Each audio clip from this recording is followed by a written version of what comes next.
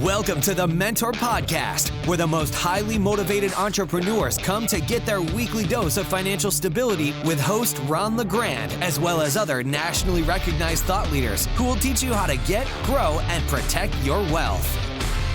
Well, hello, everybody, and welcome to another episode of the Mentor Podcast. I'm Ron LeGrand, and today I'm interviewing myself, which means I'm going to do a lesson called Rehabs, Rules to Engagement, because we get a lot of questions about renovating houses. And I thought maybe this would be a good time to give you some information that would be very important to you if you're going to renovate a house.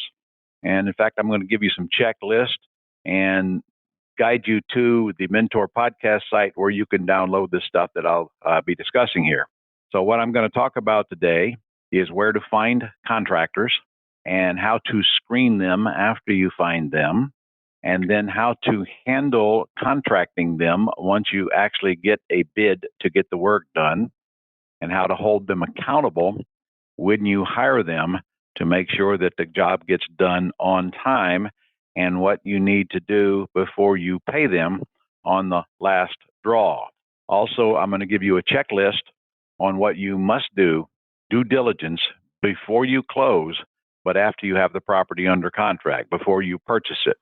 So we got a lot to discuss today, and I'm going to go ahead and get started. And before I do, you should know that I probably know how to renovate houses. I have done well over 1,000 of them. And in fact, as I speak here today, I am renovating 2 of them. These 2 particular houses I've owned for 10 years or so, but we're renovating them, and I do intend to cash out of them after they're renovated. That means I'm going to list them with a realtor and let them find a qualified buyer and get them to the closing table, and then I'll get a check. So I am only doing that because I think the time is right for me to do it. I think it's a good market to do it. I think we're at the top of our market as far as values go right now.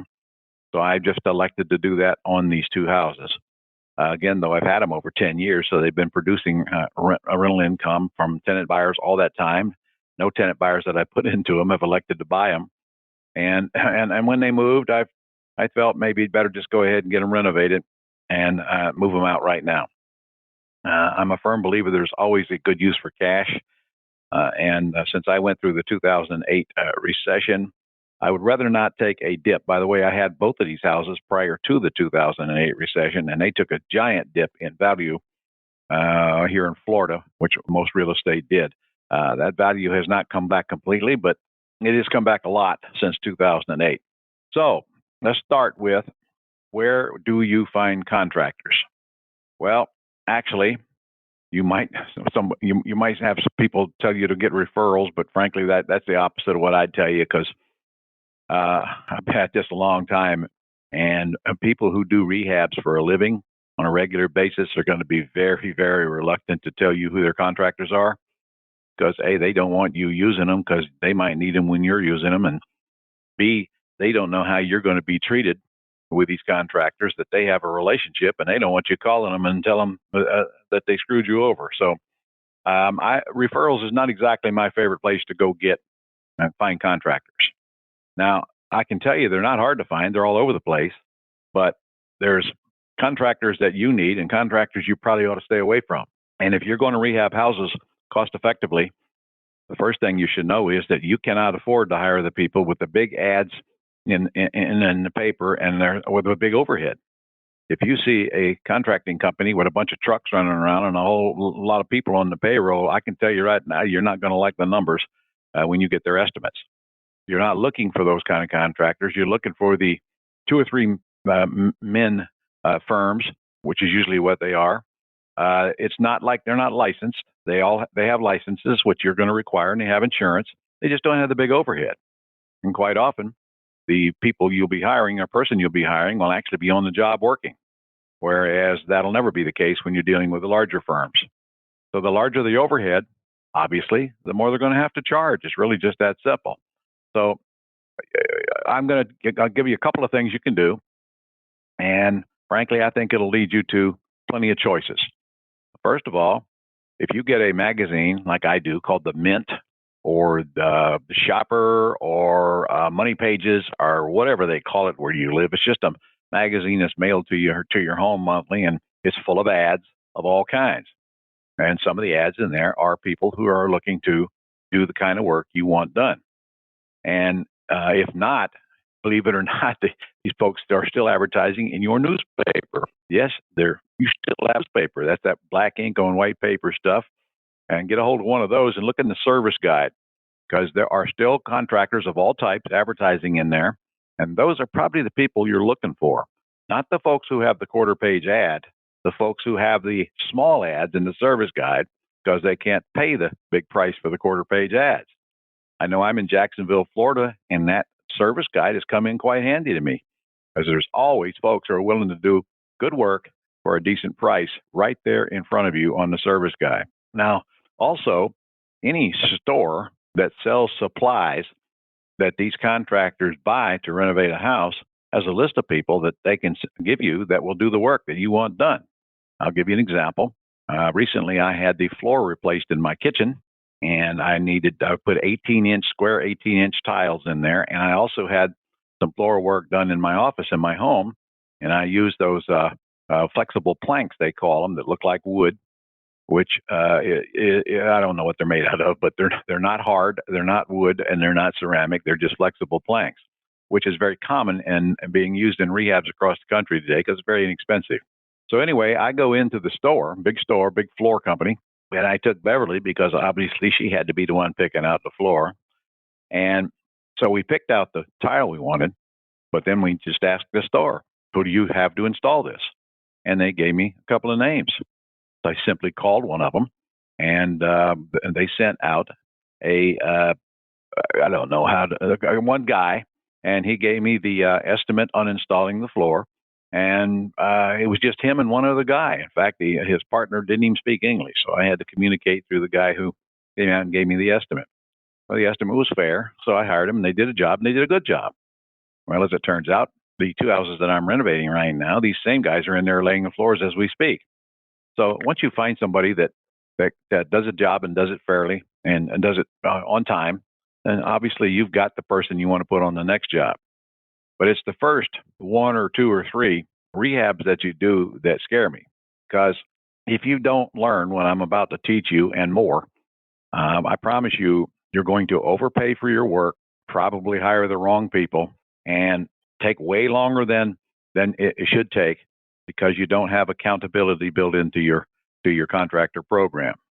So let me start by what kind of contractors are the differences between the contractors, because when you're renovating a house, you actually have a choice. You can hire one general contractor who will then hire all the subs. And frankly, that's exactly what I have done on almost all the rehabs in my entire life. I don't mess with the subs. I don't want to deal with them individually. I hire one person, and that's that person's job to not only hire all the subs, but find all the subs, manage all the subs, pay all the subs. That's all their job. That's what they do. And that means that the subs don't come to me, or I don't even know who the subs are.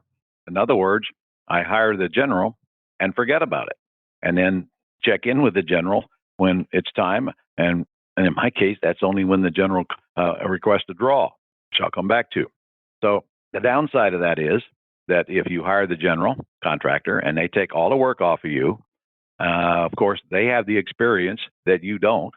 They know what should be done. And of course, they can recommend a lot of things to you that you'd never think of. And they know what prices that are going to be expected from these subs so that they can honor the price that they gave you. Your general will only give you one number, and that is the total bid price. Now, I want that bid broken down into pieces, but when it's all said and done, all I care about is what is the total cost of this rehab? And that's easy to determine when I'm dealing with one general. Of course, the downside is that general is going to cost you about 15% or so of the total repair job because the general is responsible for the total repair job. Now, there's another way. And you could be the general, so to speak, and hire all the subs yourself. Now, that does not mean you need to have a contractor's license, but it does mean that you have to find all of these subs, each of which have their own license. and when a permit is required, each of which can pull their own permits. And by the way, I have never pulled a permit in my entire life. I have no intentions of it. That responsibility all goes on to the contractors that I hire, whether they be generals or subs or whatever. I'm not going down to courthouse to pull anything. So if you want to take on the responsibility of hiring your own subs, then, well, I'm not going to say I don't recommend it, because it is very good experience. It is an opportunity for you to get involved with the project, and you will learn a lot. But it also comes with a lot of grief, a lot of time on your part to find these people and negotiate with them separately, and then of course make sure they get the job done and get the inspections done and all of that comes along with a rehab job. If you are not up to that, then your only other choice is to get a general and let them do all of that. In other words, let people do what they do best and get out of the way and let them do it. In fact, if you do the sub route and hire them all yourself and put them out there individually and let them price it out and so forth, I'm not even sure you're going to save any money, because during your learning process, you might wind up paying more than that 15% anyway by not letting the general who does this for a living do what they do best. Now, after saying that, the two houses that I'm renovating right now, my executive assistant, Tish, talked me into letting her handle the projects, and she's doing that. And basically, she is the general. She is hiring out all of the subs. She's got a roofer that put on the roofs. And that took 3 different bids. So, we went through 3 weeks just getting the bids on the roofs. She called a garage door guy to come out and put in the garage door, and she will call a flooring guy to put in the flooring, and the pieces that a sub would do. So, in fact, let me go down that list. Even if you hire a general, your general is going to hire subs.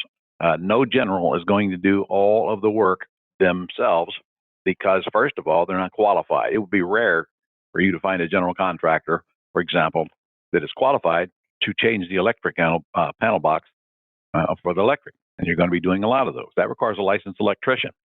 I'm not saying there aren't any, but that would be rare. Your general is probably not going to put on the roof. He's just going to contract a roofing company.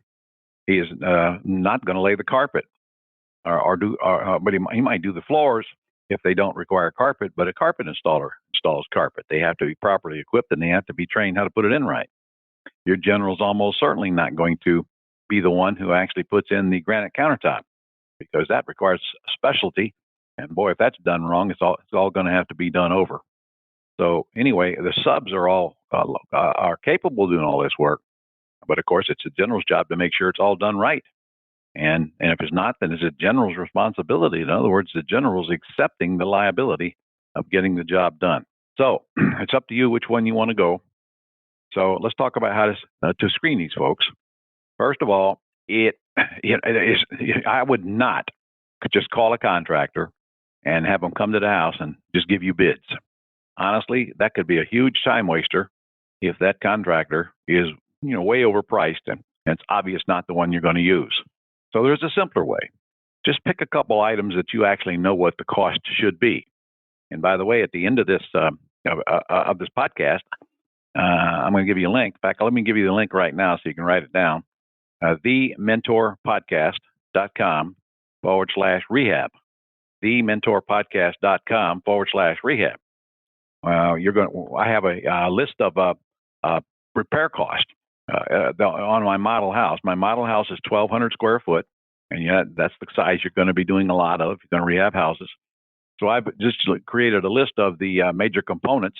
Frankly, I took it right out of my Quick Start manual, my Quick Start School manual, and I put a price on each one of those for materials and labors combined, and about what it should cost. And that's a guideline for you when you're looking at a house that is similar to my 1,200 square foot house. So you can get that by going to that site. Now, let me just give you a couple examples. Let's say you have a 1,200 square foot house and you want all the floors covered, regardless of whether you're putting carpet in there or whether you're refinishing the floors or whether you're installing those vinyl planks I was talking to you about. The first thing you want to ask, well, let's say you're putting carpet in there. Just ask the contractor, well, listen, give me a general idea. I know I'm renovating this house and I intend to sell it. That's important information for the contractor now, because renovating houses to sell, totally different deal than renovating the one you might want to live in. you're going to use the lower quality, and not necessarily lower quality, but certainly lower priced parts and products. You're not going to put the best of the best in there. You're only going to put what's needed in there to make that house very attractive and ready to sell. So, for example, if you're having carpet installed in your rehab job, you're not going to put in that $30 a yard carpet. You're going to put in carpet that costs a lot less than that. I mean, gosh, I've seen carpet cost $75 a square foot, much less a yard. So your rehabber knows what kind of carpet to price to you. So maybe you just ask, if you put carpet in my house, what would it cost me per square yard to have the carpet put in with the pad and the labor? And if your rehabber comes back with a number that's more than $15 a square yard, you got a rehabber that's going to cost you too much. They're going to overcharge you. Because honestly, $15 a square yard will get carpet put in any rehab job you do, and you'll have money left over. You can actually get it done less than that. Let's say you want to put a central heat and air conditioning system in your house. In my model, my 1,200 square foot model, you will use either a 2.5 or a 3-ton unit. So just ask them, well, listen, if I replace my air conditioning system in this house, it's already got one in it. So if I just replace the two major components, what would it cost me? And if he comes back with an estimate over $3,500, you've got a contractor that is out to get you. And trust me when I tell you this, I've had contractors bid $7,000 on the exact same job I got done for $3,000.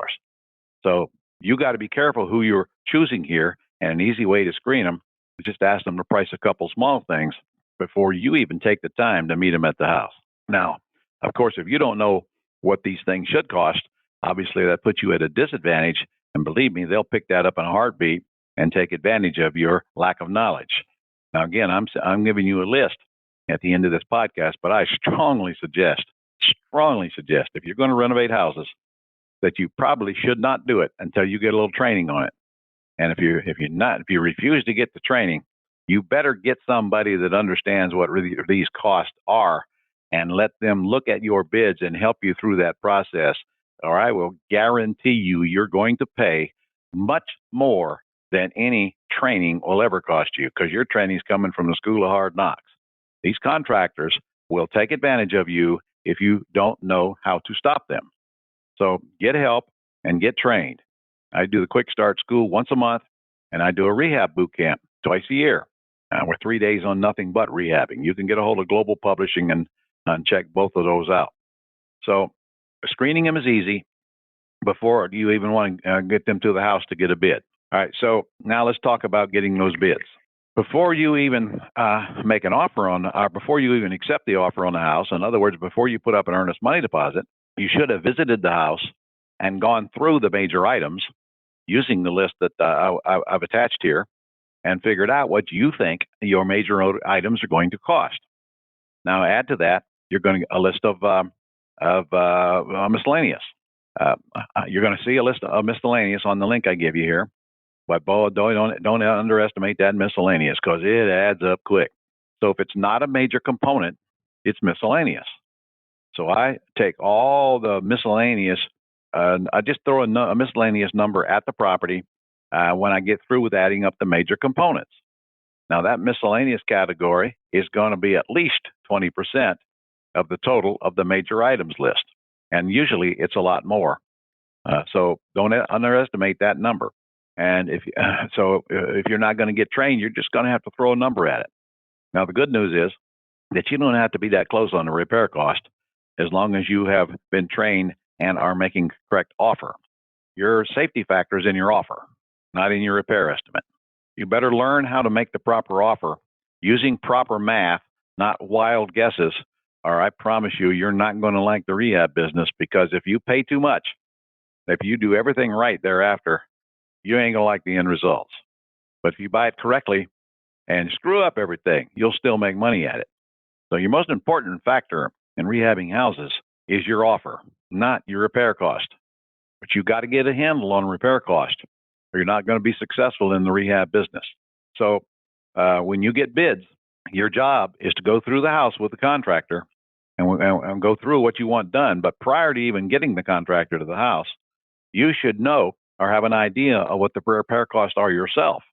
You should know that before you make the offer, because you have to know the ARV, which is the after repaired value. and a good estimate of a good idea of what their repair costs are going to be before you can intelligently make an all cash offer. Now, come, let me train you how to do this correctly before you get your training the hard way. So anyway, let's assume we have passed that hurdle, and now we are at the house with the contractor and going through the house.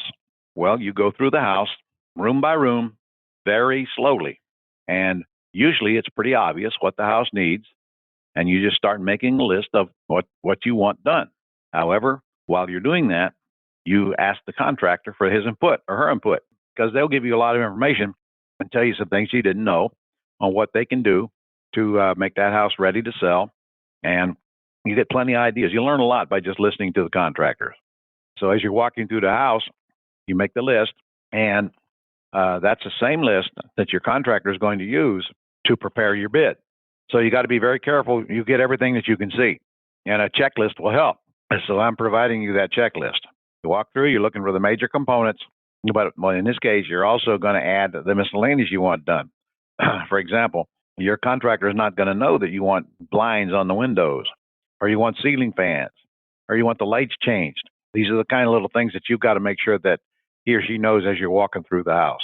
And it's up to you to point these things out, because anything you miss on this walkthrough that's not brought up and put on the list, the contractor will add on later. And of course, that will increase your bid. Now, look, you can count on increasing your bid. So the bid you get, you'll almost always going to be add stuff to it, and be prepared for that. And don't have your whole deal revolve around the bid that you get from the contractor. And if you go over that, your deal's in trouble, because you very likely might go over that. And sometimes you don't have any choice because the contractor can't see things that need replaced. For example, sometimes you won't know you got rotten wood in the walls until they remove the wall covering, things like that. So anyway, getting bids is a very important part of the process. And then, of course, once we get that bid, we have to see if it makes sense to us. And if it doesn't, then we're going to have to negotiate with the contractor to get the bid down to a price we can accept. And obviously, that's going to be very difficult for a beginner if you don't have a full understanding of what those prices should be. Checklist that I gave you will help, but it's certainly not the end answer. So either get help or get training. But honestly, even when you get the training, you still should have somebody take a look at your bid. Now, if you're in our mentoring program, we'll do that for you. And incidentally, if your mentor is not comfortable with that, because some of our mentors don't do very many rehabs, they're in the pretty house business, just ask them to send it to me, and I'll be happy to take a look at that bid for you and see where I think the problems are. So now, let's go over some items that must be in place before you hire this contractor. First of all, of course, you want the bid, but that bid must be on line item. In other words, a contractor is going to give you a list of the things that they will do. They call it the scope of work. Oh, you'll get that from any contractor on any kind of a job. But you mark my words, when you get that scope of work, there will be no cost on line items. In other words, the contractor will give you the total cost, but they're likely not going to give you the cost of the individual items involved to make up that total. That's not an accident. Not an accident. And if you don't get the individual cost of these major items, there's no way you can tell whether your bid's correct. So, for example, if the contractor is replacing the kitchen, I want to know what the kitchen cost. I want to know what the cabinets cost, what the counter cost, and what the appliances cost. If he is doing putting on a roof, of course I want to know what that roof costs separately from the rest of it. I want to know what that panel box costs. What's the central heat and air cost? So don't try to group it into a group on me and then put it all in a pile. I have to know what the individual components are to be able to see if any of those are totally out of line. So, like I said earlier, if they're putting in a central heat and air conditioning system in a house that's 1,200 square foot, and they come back at you with a $6,000 bid, hey, we're way off on this. So now you know what your discussion points are going to be, and you just sit down with a contractor and say, listen, you're way overpriced on this. Way overpriced. This shouldn't be any more than $3,500 at max. And by the way, that'd be a good time to pull out a couple of ads out of those newspapers, show them to them. So why are you trying to get six out of me? So you need a contract or your contractor. Now, he's going to give you the scope of work, And as far as he's concerned, that's your contract. But here's some items. Better listen closely on this one now and make notes. Here are some items that need to be on your contract. First, I have a contract for you, and you'll find it at thementorpodcast.com/rehab. If I were you, I'd make sure that your contractor signs my contract in addition to any other paperwork that you want done or they want done. And here's what you're looking for. One, the scope of work that the contractor presents you should be numbered. And if they don't number it, then you number it. In other words, each of these major components should have a number because you're going to need that to break down the draw schedule. So I'll come back to that in a minute. It would be nice if you had my contract in your hand and you could see, because at the bottom of that contract, it lays out what's got to be done before each draw is received. So, if, for example, let's say the bid is $40,000. Well, there's no way I'm going to give that contractor less than 4 draws on that, $10,000 each. And this is a discussion that you're also going to have with them because sometimes they want half down. My friend, under absolute no circumstances do you give any contractor doing any job half down up front when you don't even know who they are. This first this first draw is your risk. You don't know that contractor is not going to take your money and take off to Tahiti and never come back. Now, of course, I expect you to check around and do a little bit of due diligence before you hire a contractor. But even then, when you hand them that first draw, you're at risk. And now I like dealing with the contractors who don't need that first draw, but to be honest, most of them are going to want draws, and they're going to want one before they even start the job. So make sure that draw is as small as possible. But here's the catch. Before they get the second draw, let's say the first draw is $10,000, and now they want to come in and get the second draw of $10,000. Well, I want to make sure that before I give them that second check for $10,000, that about $20,000 worth of work has been completed. And from that point on, we're even. And the only way you can do that is to estimate what you think is worth $20,000 and make sure those items are done before second draw is delivered. For example, if they're going to put a roof on, that's almost always the first thing they're going to do. So that one's easy. And of course, you can look right at the contractor's estimate and see what they're charging for the roof. So usually, I'll tell the contractor, before I give you the second draw, I want $20,000 worth of work done. So you look at your scope of work and you tell me what you want to do first that you think will equal $20,000. And then we'll put that on our agreement here. So in other words, that means before the second draw is issued, I want items, 2, 3, 9, 12, 16, 18, or whatever they are, done. And there's a place on my contract to put those numbers. So that's why you want to number the items on your scope of work list so you can use them on that draw schedule. And then you'll just have to work that out with your contractor. Now, let's go to that last draw. Under no circumstances do you ever give a contractor their last draw until the job is 100% complete and you've seen it or somebody you trust knows that it's finished. Friends, if they leave one switch plate off, they're not getting that last draw till that switch plate is in. That house must be done and ready to show before they get that last draw. Because if it isn't, you're going to have a miserable time getting them back to the house to finish the job. Now, when I do this, I hire a female realtor to sell my house, and I put them in the process of the rehab, and she is the person who does the final inspection. See, I've always figured that if a female realtor says it's done, then it's done, because she's responsible for actually selling it. So she's not going to leave all these little things undone. And why female? Because only females know when it's done. Men have no idea. Females know when it's ready to sell. And if someone has got to pick the colors and tell the contractor what items what color schemes and so forth to do, then I want that female realtor in the process and let her tell the contractor how to finish it.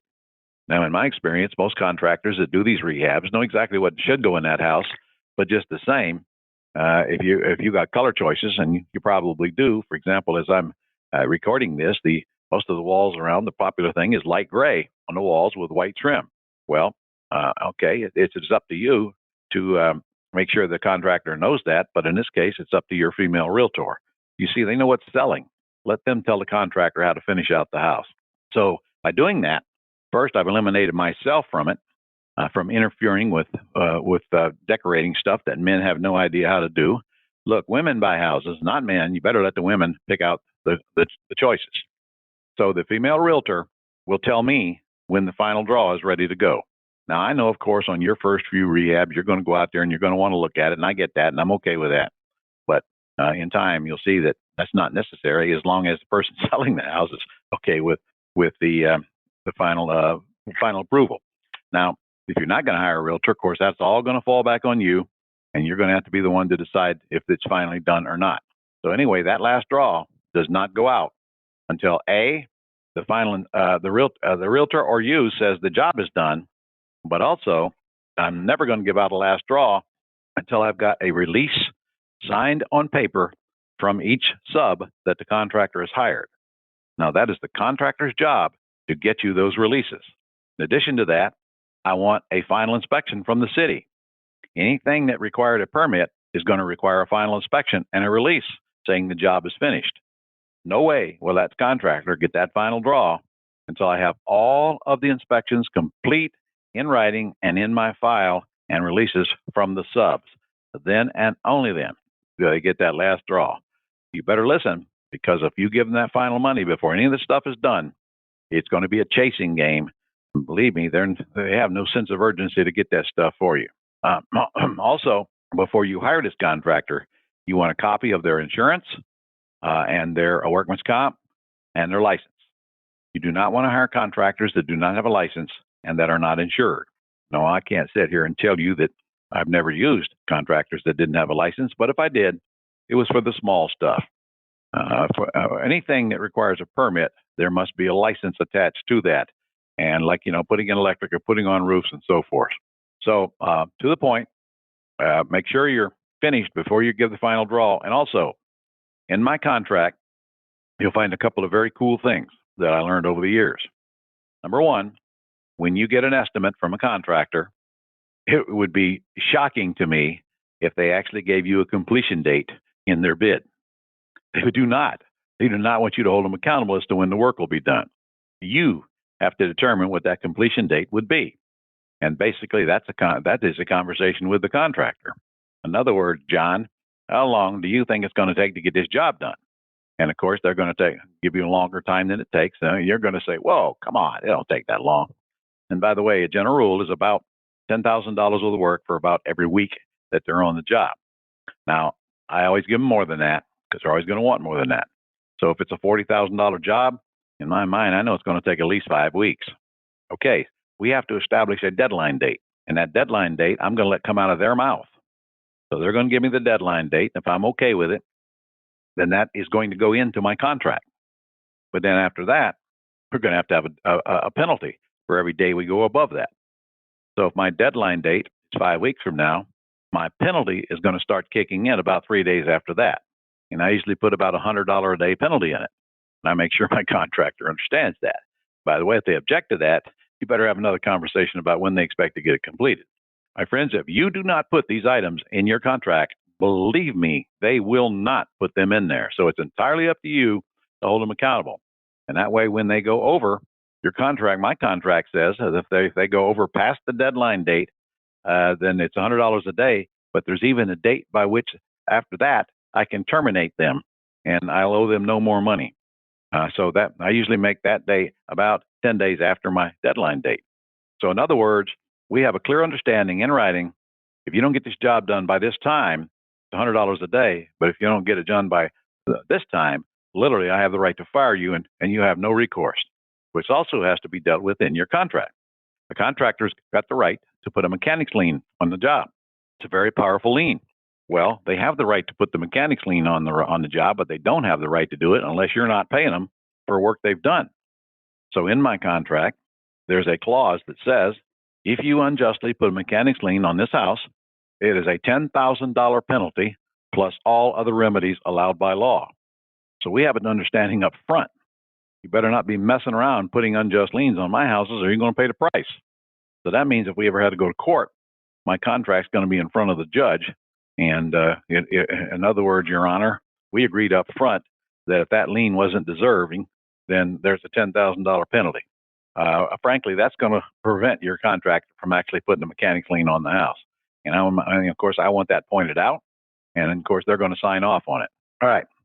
So let's talk about a checklist of items that you must have done for due diligence between the time you put the property under contract and the time you close on it. Now, by the way, we're only talking about cash deals here, ladies and gentlemen. We're not talking about pretty house deals. These are not terms deals. We're in the rehab business right now. So we're talking about paying cash for the house, regardless of whether it's your cash or whether it comes from a private lender. And here's what you got to get done before you close that purchase, or you're going to a deadly, ugly seminar in the School of Hard Knocks. Number one, of course, the property's got to be under contract. So from the minute you get a contract, your due diligence period starts, and it's at least 30 days. When we make offers through MLS properties, we get a 30-day closing, or if FISBOs, always a 30-day closing.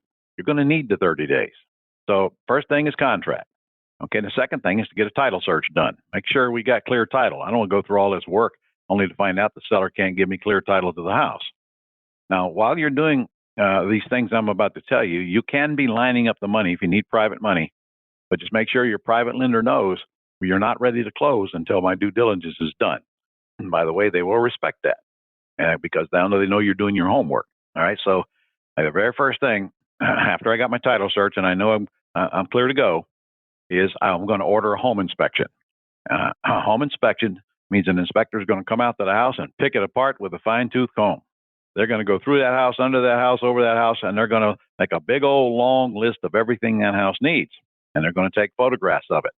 And this is exactly what I want done, because this is exactly what's going to happen when you sell a house to a qualified buyer using bank financing.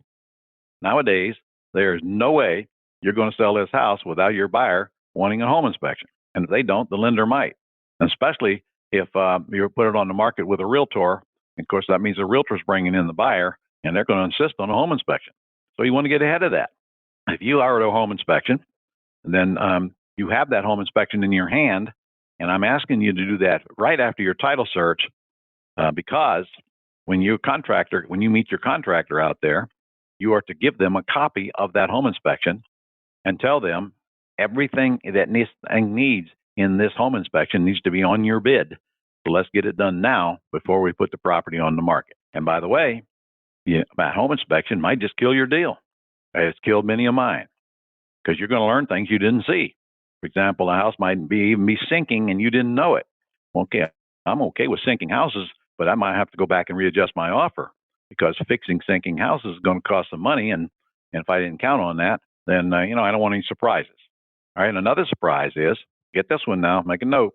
If your house is not on city utilities, in other words, if it's on well and septic, you're going to need a septic inspection before you purchase the house. Because if the house needs a septic or a drain field, it'd be kind of nice to know before you close on it, not after you close on it. Because, my friends, that's a good $7,000 right there you didn't count on. So I want that inspection done before you close the purchase. And also, your home inspector will probably tell you if there's a termite issue, but you make sure that is part of the home inspection, because if it isn't, you need to order a WDO. That's a wood destroying organism report. Now, that report's only about $75 or so, but your buyer will order a WDO. So if it's got termites, I want to know now. I'm not afraid of termites. I love termites because they just eat rotten wood. That's part of what my contractor is going to replace anyway. And then I have it treated for termites. It was only a few $100s. So now when I'm selling it, I can show a clean report showing that termites are done. It's all clean, because that's going to require a clean report. No bank will close a loan without it. So if I'm going to have that problem, I want to know going in. So home inspection, septic inspection if applicable, and WDO if the home inspector is not going to basically give me the WDO. Now, so I want this done. Then my next step is to actually meet the contractor at the house and go through it with a fine-tooth comb, handing them a home inspection to get my bid for repairs. So now when I get my bid for repairs, I'll know where I'm at. And of course, I'll know if I need to negotiate the bid, but I'll also know if the home inspection and the bid kill my deal. And it will kill deals. when your bid comes back way higher than you thought, and your home inspection finds things you didn't even think were there, then you're going to have to decide right then and there, okay, now my total rehab costs prohibitive, and are they going to totally destroy my deal? Okay, now if you're still a go, I want the last thing on your checklist to be after repair appraisal. Oh, yes, I know you're cool and you know how to do comps and all that, and you've learned how to use realestateabc.com, and that's all great. But I want you to order an after repaired appraisal to protect yourself. An after repaired appraisal simply means you tell the appraiser, I want you to tell me what this house is worth after I do the list of items that you're going to hand them from your contract. Your appraiser will appraise the house as if it's in gorgeous condition, and he'll take that list and he'll stick it in the appraisal, and he'll say, when these things are done, this house is worth X.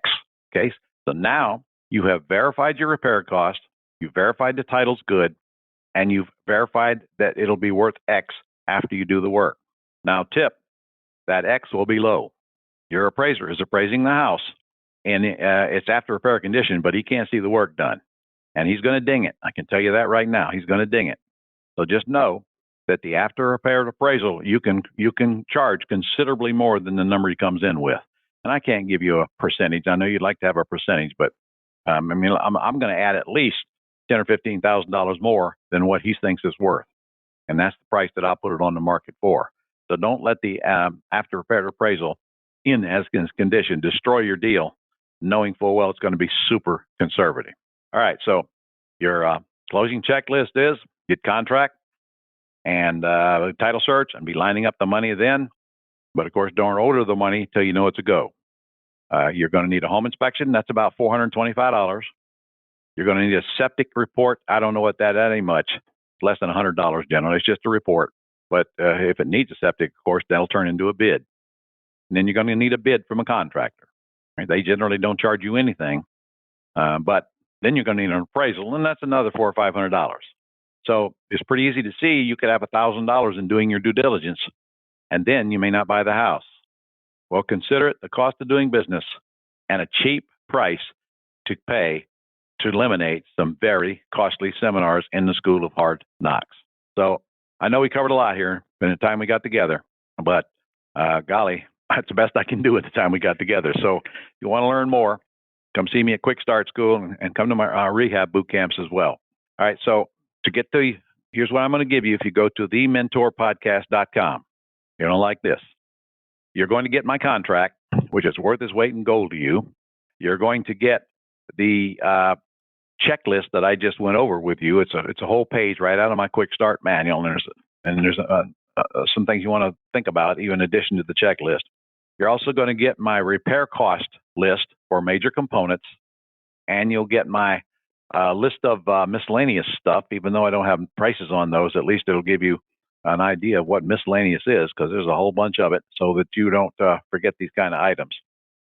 So you can get all of that on thementorpodcast.com/rehab. Now I'm going to give you another cool thing.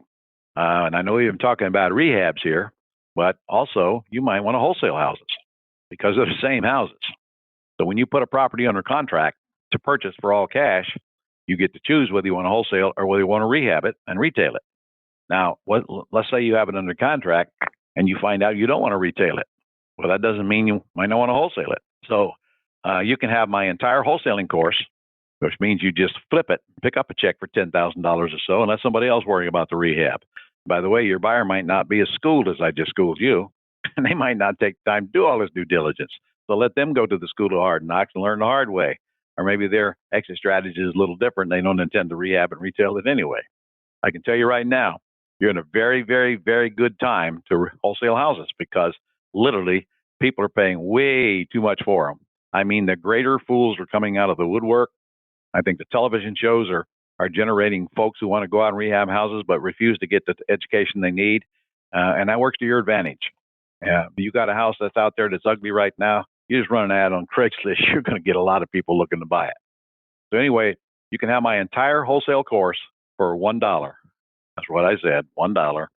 You'll get it at thementorpodcast.com/rehab, and there's a link on there where you get the whole all-day seminar. You can download it for $1. Now, the catch is you got to join our Gold Club and test it out for 30 days. Don't cost you any money to join, but after 30 days, it's only $59 per month for as long as you stay in it. I'm telling you, my friend, it is the best bargain in real estate today, as you'll see. Take time to go explore what the Gold Club is all about.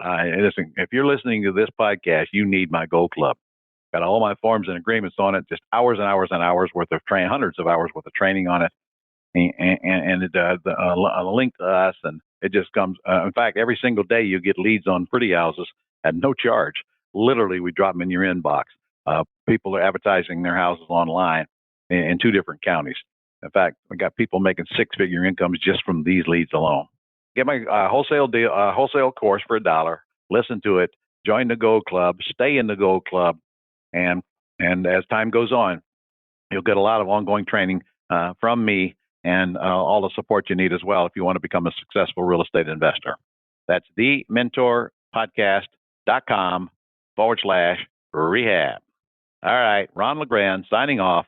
I'll see you on the next podcast. And if you haven't become a member and joined it yet, go do it and sign up permanently so you get plenty of notifications of when the podcasts take place. All right, see you soon. Thanks for listening. That's all for this edition of the Mentor Podcast. To connect with Ron and learn how you can attain financial freedom, as well as up-to-date strategies to grow and protect your wealth based on today's discussion, go to www.connectwiththementor.com.